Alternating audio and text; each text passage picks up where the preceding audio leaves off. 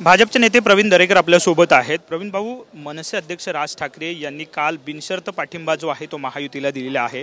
मुंबईत अनेक ठिकाणी त्यांचं सुद्धा वजन मनसेचं आपल्याला प्रत्येक लोकसभा क्षेत्रात पाहायला मिळते। किती फायदा महायुतीच्या उमेदवारांना होऊ शकतो? निश्चितच मोठ्या प्रमाणावर याचा फायदा होणार आहे, कारण शेवटी राज ठाकरेंना मानणारा एक वर्ग आहे। त्यांच्या वक्तृत्वाची भुरळ महाराष्ट्रावर विशेषतः मराठी माणसावर आहे आणि त्याच्यामुळे मोदी साहेबांना समर्थन दिल्यानं निश्चितच या ठिकाणी महायुतीला जो जनाधार या ठिकाणी मोठ्या प्रमाणावर मिळतोय त्याच्यात निश्चितच आणखी वाढ झाल्याशिवाय राहणार नाही। राज ठाकरे साहेबांचा निश्चितच याला त्या ठिकाणी समर्थनाचा पाठिंब्याचा फायदा होईल, मोठ्या प्रमाणावर होईल। एकीकडे संजय राऊत असतील किंवा विरोधक असं म्हणतात की राज ठाकरेची अशी कोणती फाईल उघडली त्यामुळे त्यांनी पाठिंबा दिला? नाही, ते मूर्ख आहेत। आता राज ठाकरे साहेबांनी समर्थन दिल्यामुळे उरलं सुरलं त्यांचं जे काही अपेक्षा होत्या त्या अपेक्षा माती मोल झालेल्या आहेत आणि त्याच्यामुळेच अशा प्रकारच्या वैफल्यातना राज ठाकरेंच्या विषयी अशा प्रकारचं परसेप्शन सेट करण्याचा दुर्दैवी केविलवाना प्रयत्न आहे। अंजली दमानिया यांनीही म्हटलंय की राजकारण जे आहे ते अगदी टोकाचं आणि स्वतःच्या स्वार्थासाठी खेळलं जाते, असंही त्यांनी राज ठाकरेंवर टीका केली। नाही, जर स्वतःच्या स्वार्थाचं राजकारण राज ठाकरे साहेबांचं असतं तर त्यांनी सीट बार्गेनिंग करत राहिले असते, राज्यसभा विधान परिषद घेतली असती, परंतु त्यांनी सांगितलं की मला या देशाचे पंतप्रधान नरेंद्र मोदी साहेब होऊन हा देश पुढे गेला पाहिजे, तरुणांचं भविष्य या ठिकाणी त्यांच्या हातात सुरक्षित राहू शकतं, हा विश्वास आज त्यांनी त्या ठिकाणी व्यक्त केला आहे। आणि मग जर त्यांचा स्वार्थ असता तर त्यांनी बार्गेन केलं असतं, चर्चा केल्या असत्या, परंतु त्यांनी कुठल्याही प्रकारच्या अटी शर्ती न बाळगता त्या ठिकाणी समर्थन दिलेलं आहे। यावरून स्वार्थी की निस्वार्थी भावनेने ये वाला लेते हैं। Inverter AC. आप गैम्बलर हो ना? गैम्बलर? जुआ खेलते हो ना? तुम जुआ खेलते हो? अरे नहीं, ये तो कुछ भी बोले जा रहे हैं। इतनी महंगी और नाजुक एसी खरीद कर स्टेबलाइजर नहीं लोगे तो ये जुआ नहीं हुआ तो क्या हुआ? सिर्फ एक फ्लक्चुएशन आपके इन्वर्टर एसी के पार्ट्स को डैमेज कर सकता है। उसे वी गार्ड से सुरक्षित रखिए।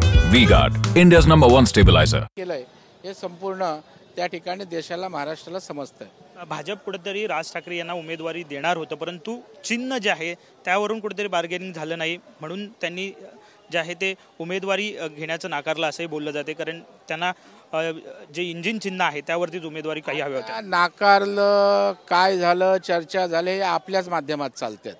त्यांनी सांगितलं की अमितभाई शानबरोबर ते एकटे चर्चा करताना होते, देवेंद्रजींवर चर्चा करताना ते एकनाथ शिंदे साहेब, अजितदादा होते, त्याच्यामुळे यांच्यात चर्चा झालेल्या बाहेरचे विपर्यास चर्चांचा केला जातो, परंतु स्पष्टपणे त्यांनी आपल्या भाषणामध्ये याविषयी भूमिका स्पष्ट केलेली आहे।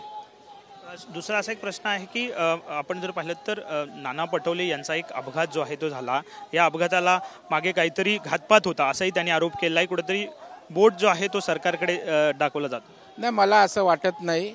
या महाराष्ट्रात राजकारणाची एक सुसंस्कृत परंपरा आहे, अशा प्रकारचं कोणीच कोणाच्या पक्षाच्या बाबतीत, नेत्या बाबतीत करत नाही, करू शकत नाही आणि करणारही नाही। आता मला वाटतं एवढ्या खालच्या पातळीचं पण राजकारण जर करणार असतील तर दुर्दैवी आहे, घातपाताचं सुद्धा राजकारण करणार असतील तर मला वाटतं याच्यापेक्षा वाईट गोष्ट दुसरी कुठली असू शकत नाही। उदयनराजे असे म्हणतात की मीच जो आहे तो लोकसभेचा उमेदवार असेल आणि मलाच तिकीट मिळेल असा दावा त्यांनी केला। त्यांना तो आत्मविश्वास आहे, भारतीय जनता पार्टी ती सीट मागत आहे आणि त्याच्यामुळे जो इच्छुक असतो त्याला तर आपला पक्ष आपल्याला सीट देईल किंवा महायुतीत आपल्याला सीट मिळेल अशा प्रकारचा विश्वास व्यक्त करतच असतो। व्हिडिओ जो आहे तो देवेंद्र फडणवीसांचा 2019चा व्हायरल होतोय। मनसे जे आहेत किंवा राज ठाकरे जे आहेत इंजिन भाड्यावरती देतात असा एक व्हिडिओ आहे किंवा असं सोशल मीडियावरती व्हायरल जे आहे ते विरोधकांकडून केलं जातं, त्याला काय उत्तर द्या? पण आता त्या इंजिनाविषयी नव्यानं त्यांनी घेतलेली भूमिका बघा ना, जुने जाऊ द्या मरणा लागून, आता जुन्या शिळ्याकडीला ऊत आणण्याचा काय अर्थ आहे? आत्ता राज ठाकरे साहेबांविषयी जी भूमिका, किंबहुना राज ठाकरे साहेबांनी जी भूमिका घेतली ती बघा ना, जुन्या उगाळत काढण्यापेक्षा जेव्हा नवीन दिशा देशाला देण्याचा प्रयत्न होतोय आणि जेव्हा राज ठाकरे साहेब त्या प्रवाहात येत आहेत तर मला वाटतं सकारात्मकतेनंच या ठिकाणी पाहायला हवं। एक शेवटचा प्रश्न, भाजपचे चंद्रपूरचे उमेदवार सुधीर मुनगंटीवार यांनी जे वक्तव्य काँग्रेसबाबत केलं होतं त्याविरोधात काँग्रेसने आता निवडणूक आयोगाकडे तक्रार केलेली आहे। काय त्याबद्दल काय सांगा? नाही, निवडणूक आयोग या संदर्भात योग्य ती दखल निश्चितपणे जे काय असेल ते घेत असतं. मला वाटतं राजकारण करण्याचा प्रयत्न आहे, त्यांना आता मुद्दे नाहीत, टीका करायला काहीच नाही. त्याच्यामुळे अशा प्रकारचा कुठला इश्यू मुद्दा काढून कुरापती काढून आपल्याला काही हातात लागतंय का, वातावरण होतंय का, यासाठी केलेला केविलवाना प्रयत्न आहे. एक शेवटचा प्रश्न. मनसे अध्यक्ष राज ठाकरे म्हणाले की तरुणांना रोजगार जे आहेत ते मिळालं पाहिजेत. आपलं देश जे आहे जगभरातलं तरुण देश आहे. मग विरोधक आता असा व्यवस्थित मुद्दा करतायत की मग 10 वर्षात मोदी सरकारने तरुणांना काय दिलं का? नाही, याची सगळी आकडेवारी त्या ठिकाणी रेकॉर्डवर आहे, संसदेत अनेकदा आलेली आहे. त्याच्यामुळे ती आकडेवारी देता येईल. स्टँडअप इंडिया असेल, स्टार्टअप इंडिया असेल, पंतप्रधान योजना जी आहे, कर्ज योजना, मुद्रा, अनेक योजनांच्या माध्यमातून तरुणांच्या हाताला काम देण्याचा प्रयत्न, अनेक प्रकल्प आले त्याच्या माध्यमातून आहे. लाखोच्या संख्येनं हाताला काम देण्याचा प्रयत्न केला आहे. तथापि अजूनही आवश्यकता आहे. 10 वर्ष झालेत. राहिलेल्या कालावधीमध्ये त्या ठिकाणी निश्चितच आणखी बेरोजगारांच्या हाताला काम मोठ्या प्रमाणावर दिलं जाईल आणि त्याच अपेक्षेनं राज ठाकरे साहेबांनी या ठिकाणी समर्थन दिलेलं आहे. कीर्तिकुमार शिंदे जे मनसेचे सरचिटणीस आहेत त्यांनी राज ठाकरेंच्या भूमिकेला विरोध केला आहे. राजीनामा सत्र थोडंसं सुरू झालं पाहायला. नाही, सत्र वगैरे काही नाही, त्याला फार काही गांभीर्यानं घेण्याची आवश्यकता नाही आहे.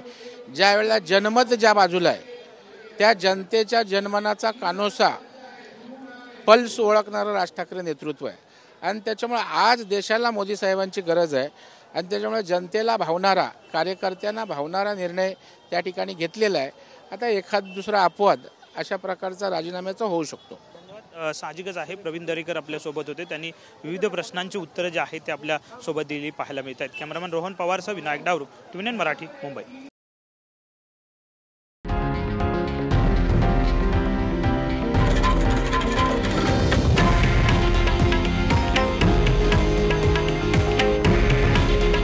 हे आहे देशातील नंबर 1 न्यूज नेटवर्क आणि आपण पाहत आहात TV9 मराठी.